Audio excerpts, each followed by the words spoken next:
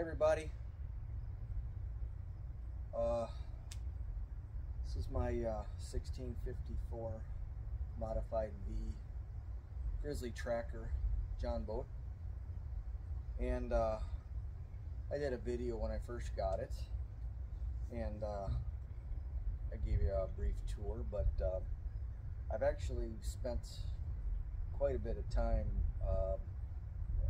adding some improvements to it, improvements for me, that is, and I wanted to share it with you today. I've had it up north for a while, and since we own a resort, I rented it out a few weeks, so made a little bit of money renting it out for some guests to go fishing on, so that's worked out really well. But that also left me a little time to work on it because it was being used. So I finally went up there, grabbed the boat, brought it back home during a period when it's not being rented, and so I could finish up doing what I wanted to do with it. You know, when I set it up with the dealer, you know, there were certain things that I wanted on it because I didn't want to do any projects. But as it turns out, I'm a project guy. My last Jon Boat that I had for 12 years, I completely redid it, stem to stern, and that was a fun project, and I loved it. And I kind of forgot how much I missed doing these projects. So there was a few other things that I wanted to do. So this is, I spent the last couple weeks doing them. It's been really brutally hot. I don't have a shed to work on this thing in, so I got to work outside. It's so hot. Being that this is just a metal boat, it's very, very hard to work on because it's so hot out. So I take a lot of breaks, just do a little bit, go in, mostly wiring stuff. A lot of this is just electronics. You've seen some of my other videos. You saw, you know, I added some accessories to the Versa track and things like that. But I wanted to go over with you some of the electronic additions that I've made to it. Also, you know, I put in some new seat mounts, locations for seating, so that I could use this tiller while I'm sitting here instead of right here. It makes it a lot easier. A couple of things I've noticed after using this Grizzly for a while. This isn't like my old I had a 1648 Alumacraft Jon Boat. It had very little foam in it. The foam was in the seats, but very, very little foam in it, and it was a lighter boat. This one drives, it's a 1654, so that means it's wider. I mean, it's got a 78-inch beam at the top, you know, 54 at the bottom. It's a Mod V. It's not as flat as my Alumacraft was. The beaver tail pods on the back and the width of it make this thing act more like a tank going through the water than anything. Not to mention, it's a long stretch to turn this tiller. So it's a little harder to maneuver in tight spaces. I've had to kind of relearn how I dock the boat. It's a lot like pulling in a pontoon. When you pull in, you just can't turn on a dime and dock your boat.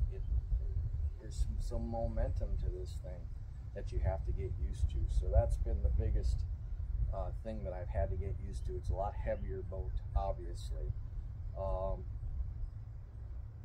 Now, when I first got it, I got it up to about 33 miles an hour, but after I rented it out for a few weeks, I'm not sure exactly what happened. I don't know if, you know, the rain, because it was sitting in the water for a while. I got an automatic bilge on here too, but it still sits in the water. I wonder if the foam has soaked up some weight, because all of a sudden I'm only getting maybe 30, 31 miles an hour instead of the 33.5 miles an hour I was getting. I'm not too sure about that. Prop is still in good shape, so but now that it's all fully broken in, I have very few complaints, honestly, about this boat.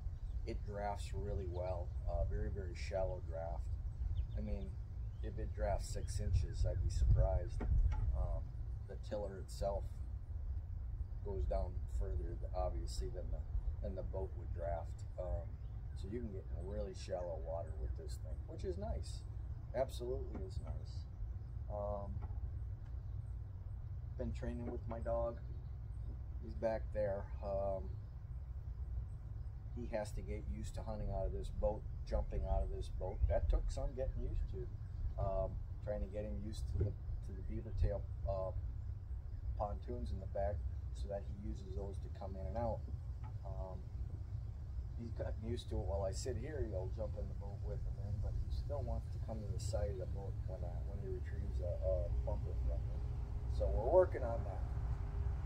But without further ado, I'm just going to give you sort of a brief tour of kind of what I've done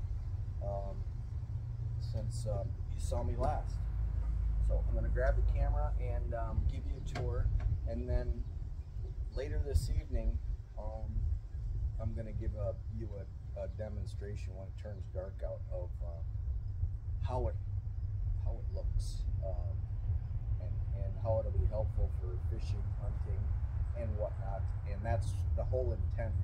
The whole intent was to get a fishing, hunting rig that I would want to die with, and I think I've got it. So I'm going to grab the camera and show you around a little bit, and then we'll come back tonight and I'll show you how everything is working and why I did what I did. Oh yeah, I'm sitting here celebrating with a whiskey coke because I literally just finished doing this project. Like I said, I took a lot of breaks. It was so hot, but the wiring was a little bit of a headache. This boat is not easy to wire, and I'll tell you about that in a minute.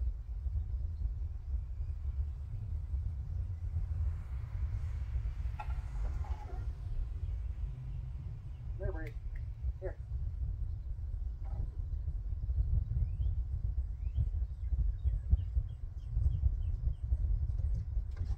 Oh boy.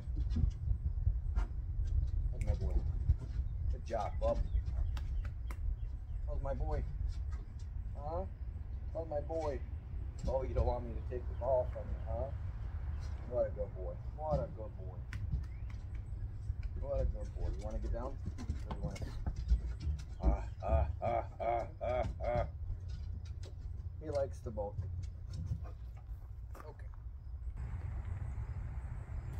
Okay. One of the first things I did, I bought some of these 7-inch Nightlights, Floodlights, for essentially they're headlamps for early morning duck hunting, seeing, you know, where you're going in the marsh or in a bay or wherever. If it gets foggy out, I mean, it'd be very, very helpful when that comes up. They don't come camo. I painted them up. Had to drill a hole in the back here and sent it through here and then wired it to a panel, and I'll show you that in a minute. One of the things, I had a Humminbird H7. It was a G3 model up front here, and it was connected to this Minn Kota Tarova. And now one of the dumb things I thought the Tarova had a down imaging, because my G3 was a down imaging Humminbird, but it didn't. The Tarova only has a US 2 sonar on it. So, and that's it right there. So the only thing that'll work on it really is the chirp.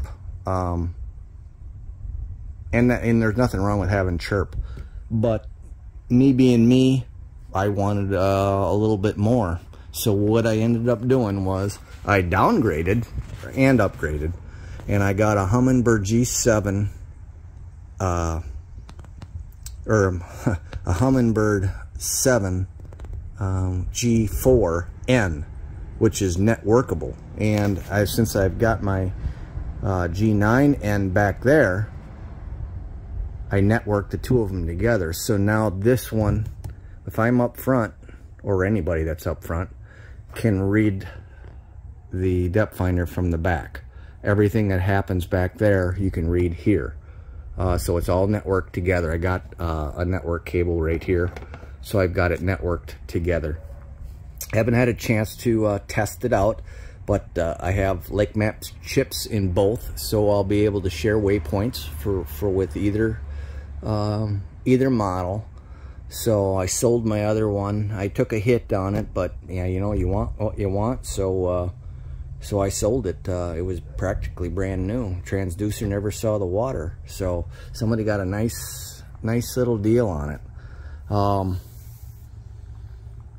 I'll tell you, the Minn Kota Terrova. Now there's a Ultrex that I could have gotten, but I don't like the cable system foot pedal. And if you have the cable system foot pedal, you're limited to using it right up here. That's it. With the Terrova, it comes with the foot pedal that is not cable, it's electronic foot pedal. And I can sit back here and operate it with a foot pedal, or I can also, I'll show you here.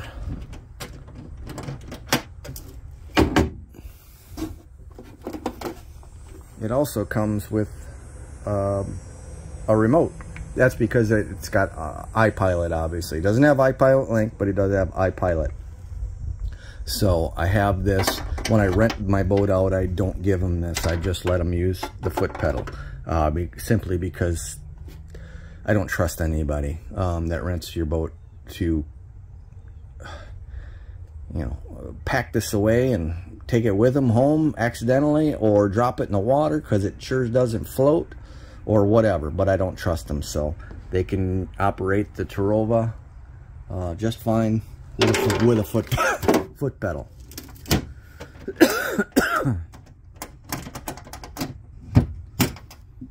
Okay, so like I said, when I bought this boat, it only had the one pedestal base up front, and then one pedestal base in the back.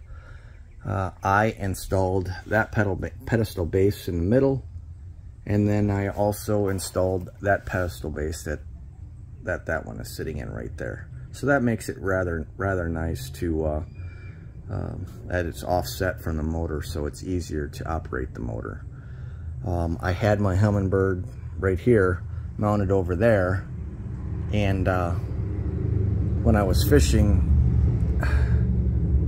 that was far away from the graph. I wanted to be where I sat. I wanted to be able to see the screen very up close. I don't have the best eyes in the world, even with glasses, so I wanted to have it close. So I moved it over here, and I've got it installed on the VersaTrack.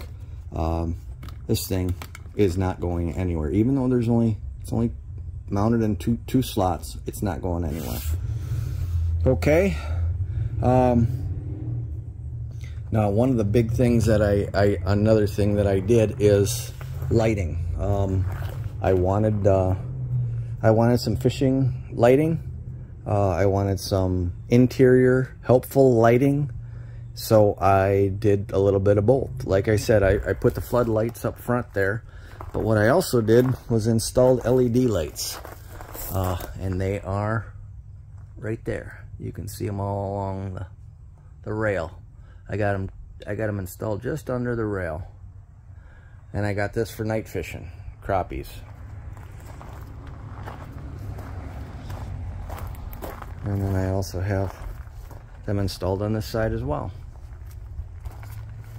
All the way down.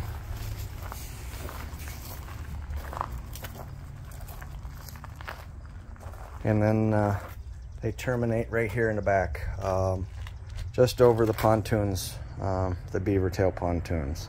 So it illuminates a little bit in the back, and it illuminates a little bit in the back. Now I'll show you something. My dog has only used these beaver tail pontoons twice, and this is that neoprene padding that's on here.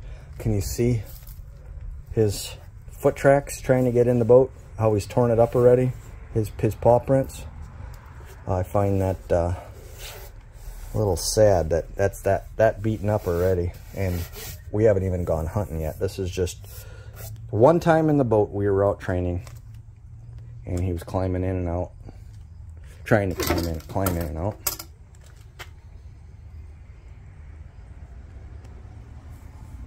So okay, that's one thing that I installed. Another thing that I installed is going to be a little harder for you to see, and I'll have to climb in the boat to show you.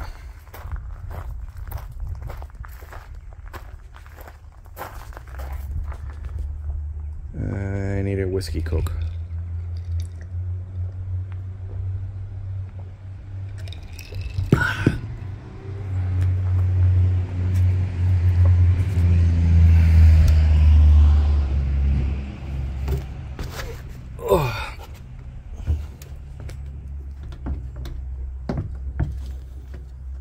Okay, so one of the things that I did here is I installed interior lighting under the rails, and it's very hard to see, but you can see it tucked up underneath here, and it goes all the way to where the rail ends, right up there, and it's on both sides. And like I said, I will it goes all the way in the back, and then it turns and ends right where it says Versa Track right there. That's where it ends. You have to excuse me, I got a little residual cough from when I had COVID. But so far very, very happy. Now, another thing that I did is I installed compartment light, just one. I have it actually up under here. I don't even know if you can see that. There it is, right, probably right there. Yep, you can see it. So I've got an LED strip. I don't know, it's probably 18 inches long. It was like a remnant of the ones I put on the outside. So I installed it in there, so now I'll have lighting in this compartment right here, the front compartment. I also installed a fuse block right there with ground terminal. So that's my fuse block. I shrink wrapped all my connections, and then all my other connections wire to wire. I'll show you what I used. I used these. This is new to me. These are, let's see if we can get that in focus right there.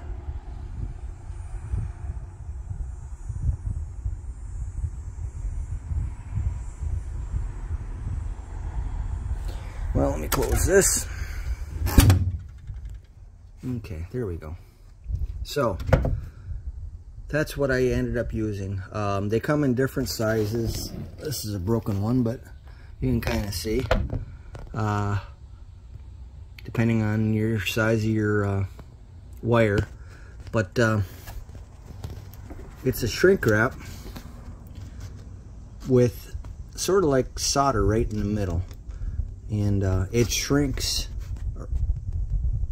around your connection and then you put a little extra heat on there, and then that solder actually kind of just melts and goes right into your connection. Now you have a completely soldered connection. It's watertight.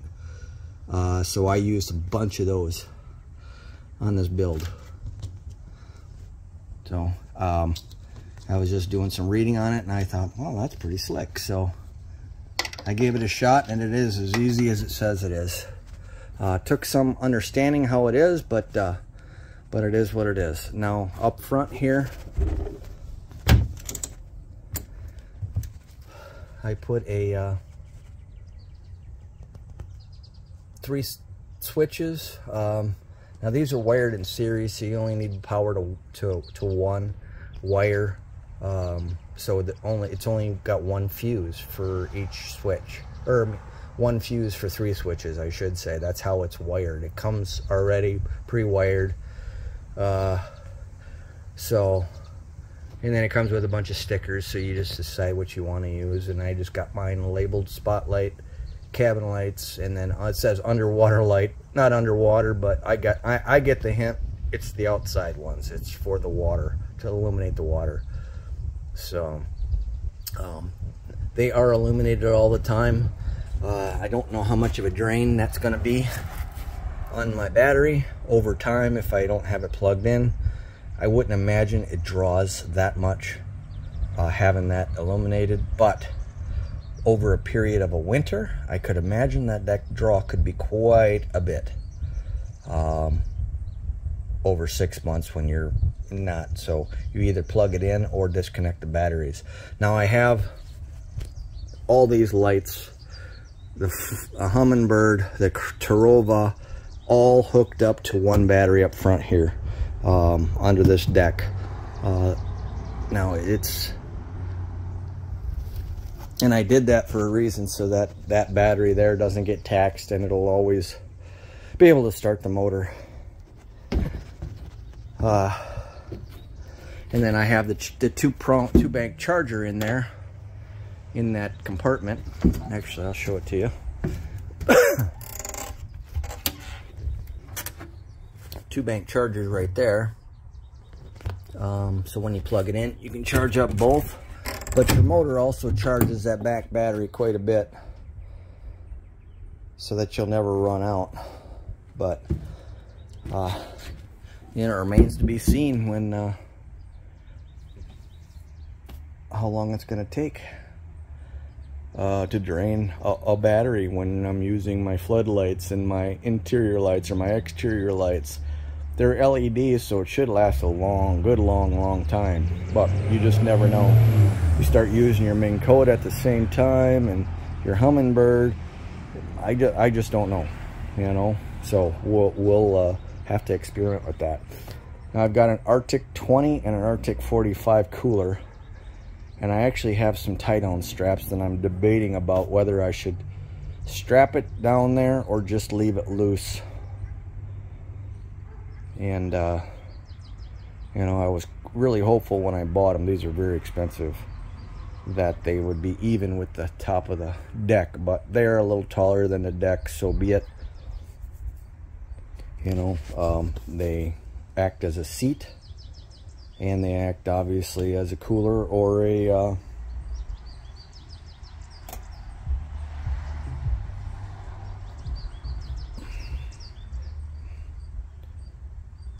minnow bucket, actually. So now one of the things that I'll say, I was hoping that I could put lighting in here, but there was just no way to wire it.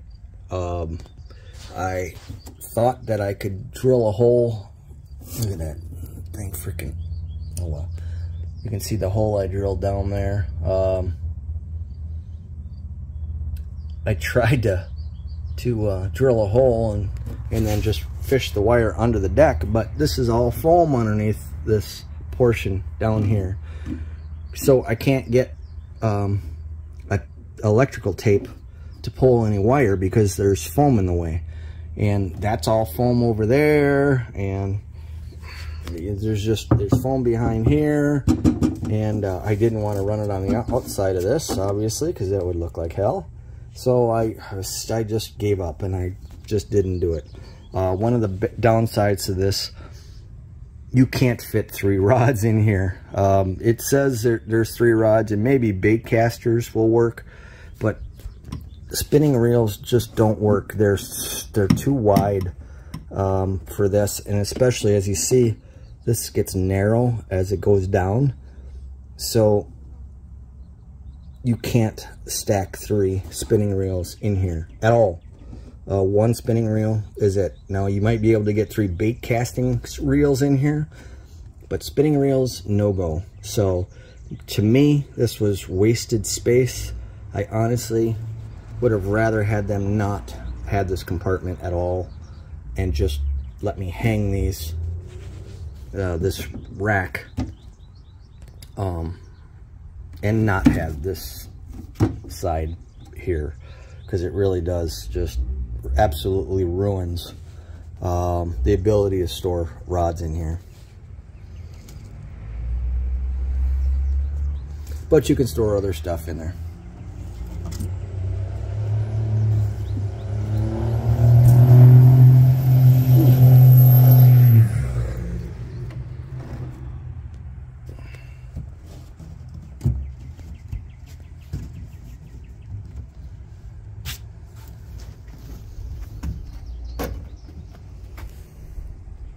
So that's it till tonight. Okay, well, it's nighttime out. I was gonna go out on the lake, but took a nap instead. A little breezy out. So I'm gonna climb in the boat here and we'll take a look at what's going on. Here's my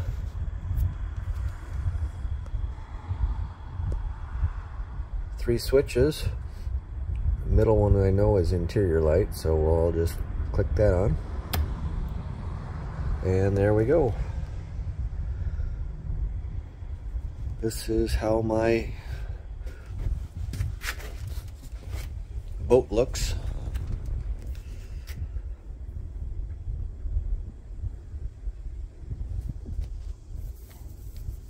Put the interior lights on.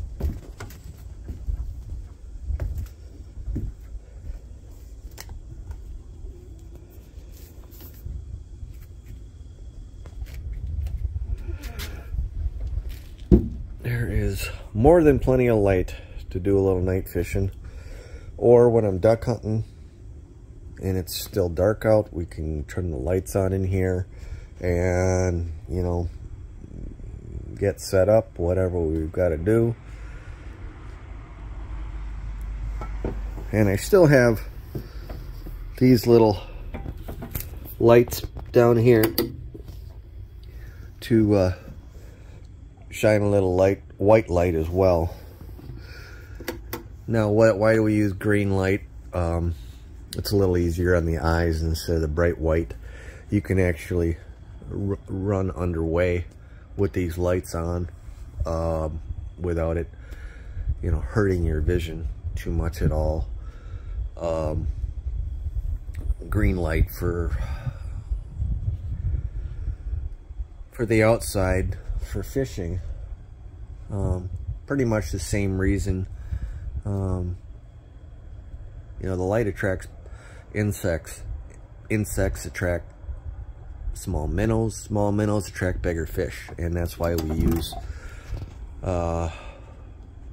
nightlight to help us catch some bigger fish, some crappies. So, okay, so that's the interior lights. I'll turn that off. Now here's the exterior. Whoops, wrong one. There's the exterior.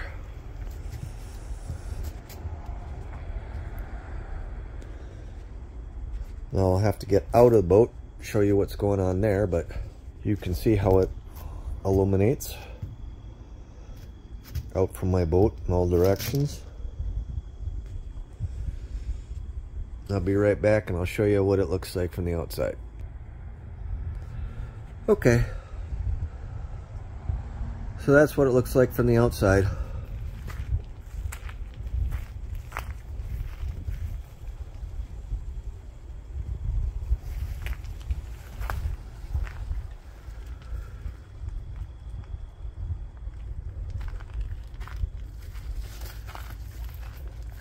You can even turn these on. You can see how the bugs start getting attracted to the light.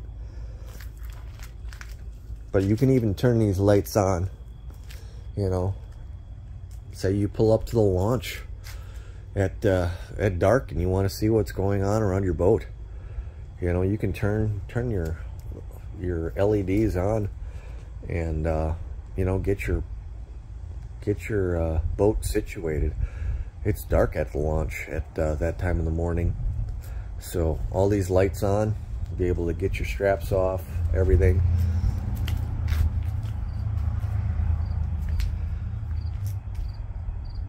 But that's how that looks. Okay, and now we'll take a look at what the floods look like. Okay. So that's that, and here is the floodlights.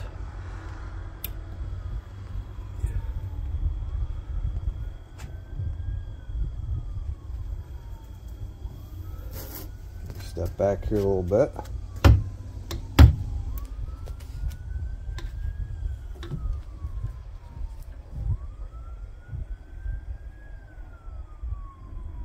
As you can see, that illuminates that up really well. That's perfect for, you know, duck hunting early morning, getting out into the marsh, seeing what you need to see so you don't hit stumps or anything else. You can see shoreline, whatever you need to see. And then, you know, they throw off a lot of light, these little 7-inch night lights. And it's more than I needed.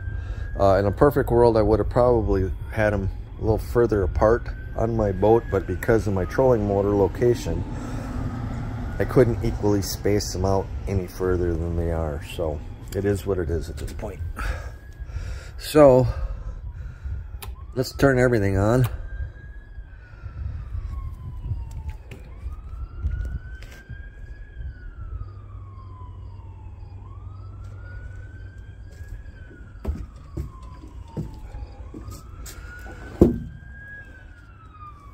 So this is with everything on.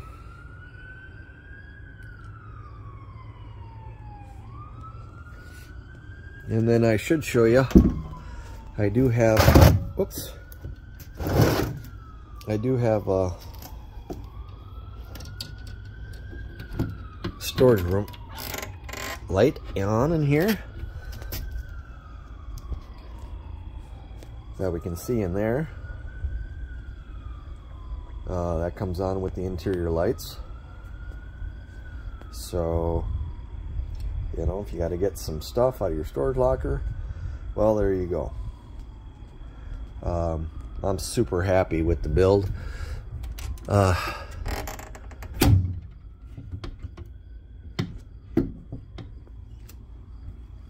I'm just sorry that the project is now over, but now I get to just enjoy the boat and just go fishing and go hunting, and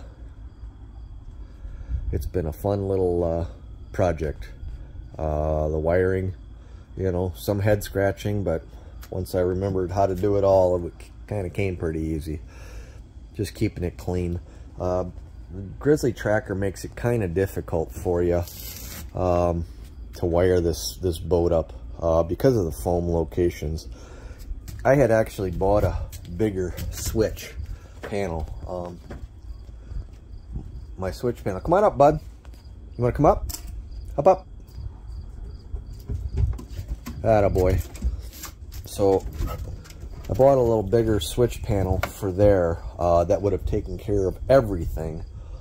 The only problem is that the cutout, they have like a box in here that's probably like this big, and it comes down here and then it goes over. and my switch panel was just too wide or tall for the opening that they gave. I would have had to do some cutting into the box that they prepared. I think it goes back to about here. It's wide open back there, but it's all boxed in metal. So that precluded me from changing out this switch panel. And so I wanted it close to me, you know, all my switches as I'm driving the boat. But, you know, the only spot that I could, that was the best spot, was up front. That was the only spot that would work for me. So, you know, you can't always get what you want. And like I said, I wanted to you know, illuminate in here, but the foam has stopped me from being able to run wiring into that box, which is definitely a drag. You know, you can run wire all the way through the bottom of the deck, all the way up to the front from all the way from the back, but the sides are where you have the difficulty.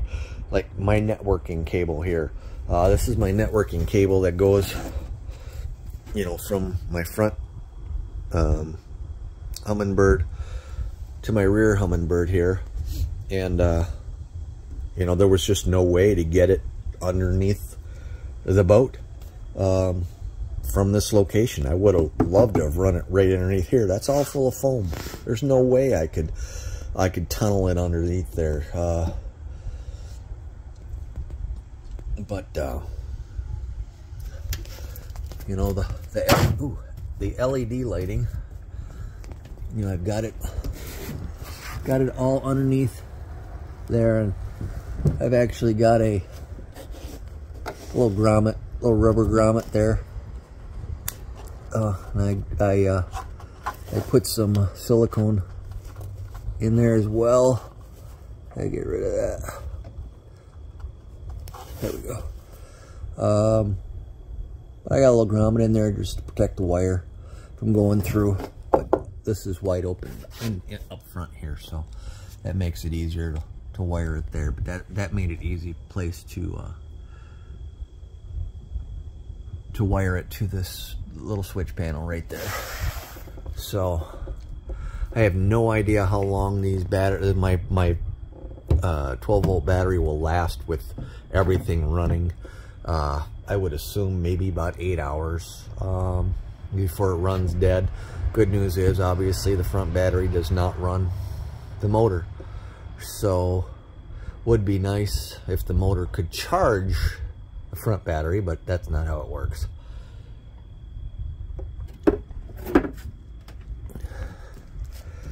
But that's my build, folks. If you got any questions or comments, leave them for me below.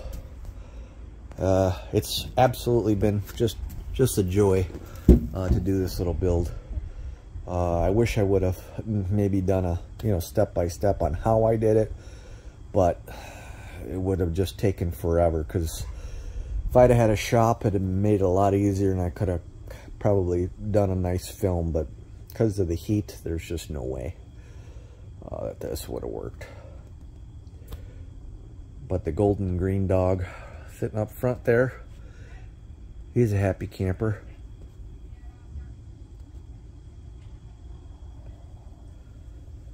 Okay, till next time, take care, and good luck fishing.